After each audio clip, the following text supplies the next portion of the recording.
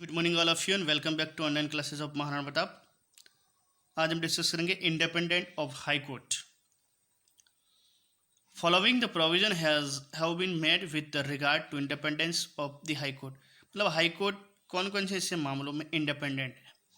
तो पहला है स्पेशल प्रोसीजर फॉर अपॉइंटमेंट। मतलब हाई कोर्ट के जो जजेस जो होते हैं उनके लिए एक स्पेशल प्रोसीजर है अपॉइंटमेंट के लिए। फिक्स टेन्यूर, उनके जो जजेस होते हैं उसका टेन्यूर फिक्स होता है। with exception of the provision of impeachment, no other check on the conduct of the judges by the parliament।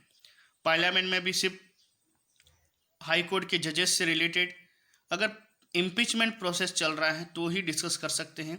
उसके अलावा बाकी उनके बिहेवियर से रिलेटेड या उनके जो काम है उससे रिलेटेड कोई भी डिस्कशन हाई पार्लियामेंट में नहीं होगा। अगर हाई कोर्ट के जजेस के अगेंस्ट में कोई इम्पीचमेंट प्रोविज़न लाया गया है, इम्पीचमेंट रेजोल्यूशन लाए गए हैं, तो ही उसके ऊपर वहाँ पर डिबेट होगी। और रिटायर्ड जज of the high court is not allowed to practice privately in that court in which he had served as a permanent जज।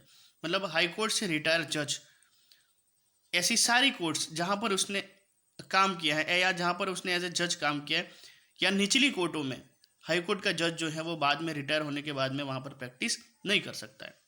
Kept independent from the executive. High court जो है उसको इंडिपेंडेंट रखा गया है, एग्जीक्यूटिव से उसको अलग रखा गया है। नेक्स्ट है jurisdiction and the power of the high court. Jurisdiction का मतलब होता है क्षेत्राधिकार। मतलब कौन कौन से काम जो है वो हाई कोर्ट के अंडर में आते हैं।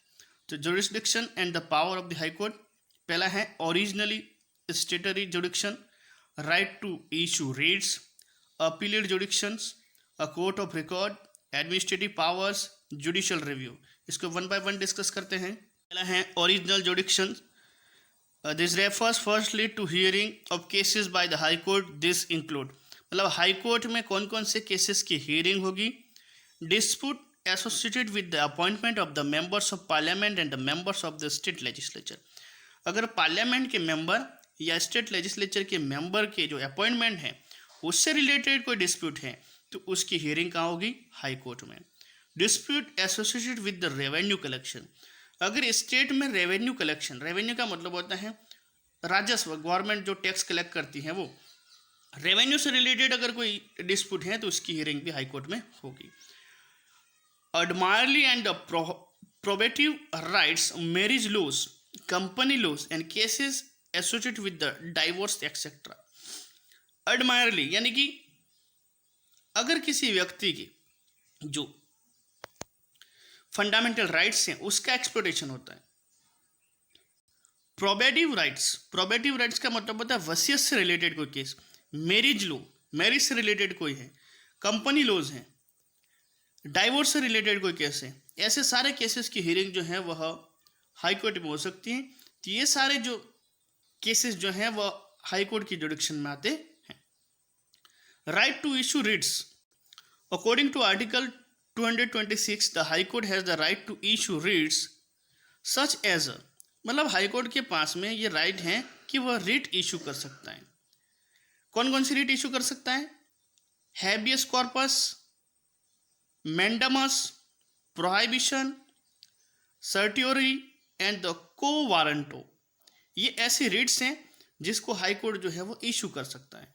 As per article 32 the supreme court can issue only those writs which are associated with the fundamental rights. अब सुप्रीम कोर्ट के पास में सिर्फ एक ही पावर है, मतलब इस कंडीशन में सुप्रीम कोर्ट से ज़्यादा पावर हाई कोर्ट के पास में। अगर किसी व्यक्ति को कोई पनिशमेंट दिया जा रहा है या उसको कोई सज़ा मिल रही है और सुप्रीम कोर्ट को लगे उसको फंडामेंटल राइट्स जो है उसको एक्सप्लोटेशन हो रहा है, तो इस कंडीशन में सुप्रीम कोर्ट जो है वो एक रिट इशू कर सकता है जिसको हम कहते हैं फंडामेंटल राइट्स से related issue. The high court has the power to issue writs regarding fundamental rights as well as other rights. मतलब हाई कोर्ट को फंडामेंटल राइट्स के साथ साथ में अलग राइट्स, ये जो अभी हमने पढ़ा उसमें भी, इन केसेस में भी वह रिट इशू कर सकता है। Appellate jurisdiction of the high court can be divided into following parts. पहला है civil appellate jurisdiction. Appeal can be made in high court against the decision made by the district court in cases associated with the income tax, patent, design, succession etcetera. अगर किसी district court के द्वारा income tax से related, patent से related, design से related, succession से related किसी case की हियरिंग की गई है और उसके डिसीजन से आप खुश नहीं हो, तो उस डिसीजन के अगेंस्ट में आप हाई कोर्ट में जा सकते हैं, हाई कोर्ट में उसकी अपील कर सकते हैं। Criminal appellate जुडिक्शन, if a criminal is sentenced for 4 years of imprisonment or death punishment by a session court, then an appeal can be made against such decision in the high court. अगर किसी session court ने किसी criminal को 4 year का imprisonment यानी कि 4 साल की सज़ा सुनाई है, या डेथ ऑफ पनिशमेंट यानी कि मृत्यु सज़ा सुनाई है, मौत की सज़ा सुनी है, तो ऐसे केसेस में भी उस डिसीजन के अगेंस्ट में हाई कोर्ट में अपील की जा सकती है। नेक्स्ट है constitutional appellate jurisdiction, any such case in which there is a question of interruption of the constitution can be presented in the high court. अगर आपको लगता है कि ये जो क्वेश्चन है या ये जो इशू है वो कॉन्स्टिट्यूशन से रिलेटेड है, तो उसकी सीधी हियरिंग हाई कोर्ट में हो सकती है। मतलब ऐसे सारे केसेस जो कॉन्स्टिट्यूशन से रिलेटेड है, जिसमें कॉन्स्टिट्यूशन से रिलेटेड कोई बात आती है, तो उसको हाई कोर्ट में अपील कर सकते हैं। Court of record, very very important, इसको हाई कोर्ट जो है वो एक तरह से कोर्ट ऑफ रिकॉर्ड है। According to article 215 every high court is a court of record and it has the power to punish the offenders. मतलब high court के जो रिकॉर्ड है वो एक तरह से कोर्ट ऑफ रिकॉर्ड है। अगर कोई इसको मिसयूज करता है या उसकी अवमानना करता है, तो उसको पनिशमेंट भी दी जा सकती है। Decision of the high court are saved in the form of record and they will function as a law for the subordinate court. मतलब हाई कोर्ट के द्वारा जो डिसीजन लिए जाते हैं उसको एक तरह से रिकॉर्ड के रूप में सेव कर दिया जाता है, ताकि भविष्य में अगर ऐसे कोई केसेस जो हैं वो सबऑर्डिनेट केसेस में आते हैं, यानी कि निचली कोर्ट में आते हैं, तो उस कंडीशन में हाई कोर्ट के द्वारा जो डिसीजन लिए गए थे वो डिसीजन जो है वो निचली कोर्ट भी ले सकती है। इस तरह से उसको कहा गया court of record. Administrative powers of the high court include the following. A high court may call for decision made by the subordinate courts and can evaluate and examine them. निचली कोर्ट के द्वारा जो decision जो लिए गए हैं उसको high court अपने पास मंगवा सकता है, उसको इवेल्यूएट कर सकता है, उसका एग्जामिन कर सकता है।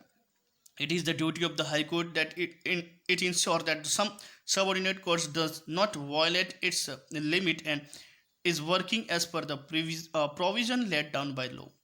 ये हाई कोर्ट की ड्यूटी है कि उसके साथ में जो सबऑर्डिनेट कोर्ट है, निचली अदालतें जो है, वह अपने जो पावर इसका मिसयूज नहीं करें, वॉयलेशन नहीं करें, अपने लिमिट में रहकर काम करें। ये हाई कोर्ट की ड्यूटी है।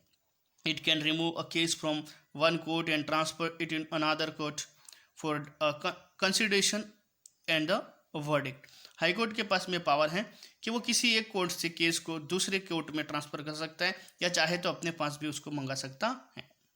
Judicial review, the High Court has the power to declare the working of the central and state government and executive as valid for invalid. मतलब सेंट्रल गवर्नमेंट या स्टेट गवर्नमेंट के द्वारा जो law बनाए गए हैं उसको वैलिड या इनवैलिड डिक्लेयर करने की पावर भी हाई कोर्ट के पास में है। In the state the legislature, executive and the state judiciary is collectively known as the state government.